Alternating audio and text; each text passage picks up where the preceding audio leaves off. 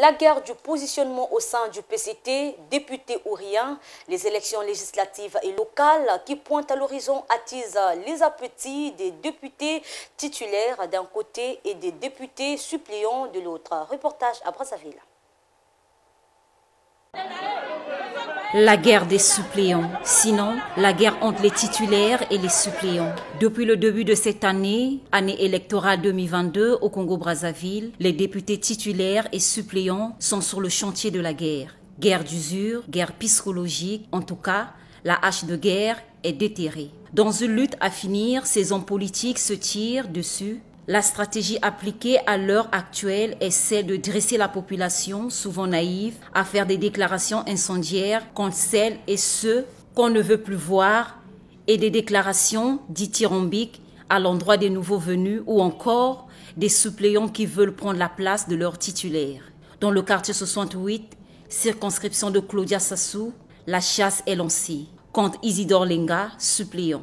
Une frange de la population réclame sa tête au profit d'un autre. Lenga est venu pour se servir et non pour servir son mandat. Le vent du 6 octobre 2021 qui a emporté les toitures de l'école 18 mars 1977 et certaines habitations du quartier n'a été également fait mention par le suppléant Lenga.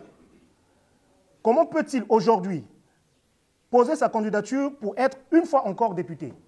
Vu ce qui précède, nous demandons au secrétaire général du PCT et secrétariat permanent et au comité d'investiture de retirer sa candidature. À Diri 2, chez Exaucé Bersol Ngambili Ibam, c'est la guerre des clans. D'un côté, l'on réclame clairement le départ du député et de l'autre, les sympathisants vantent le bilan de leur député. La population de Jacopango déclare le changement et ceci passe par l'élection d'un député capable de porter était fort les attentes de la population et de drainer les actions du gouvernement ici. Le comité d'investiture est en train de faire son travail. Si on maintient sa candidature, alors nous, la base, nous serons derrière lui pour le soutenir, afin qu'on continue ensemble notre marche vers les horizons encore plus grands.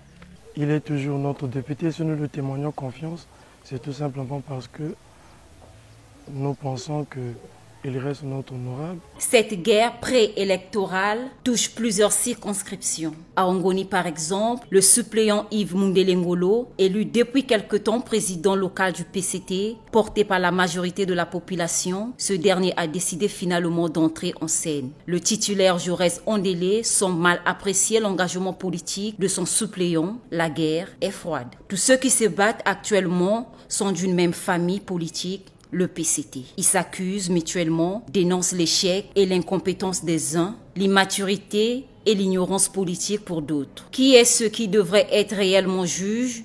Au niveau du parti, c'est le comité d'investiture qui statue. La population qui devrait faire le tri entre les vrais et les faux députés paraît elle-même manipulée. On est loin de sortir de l'auberge.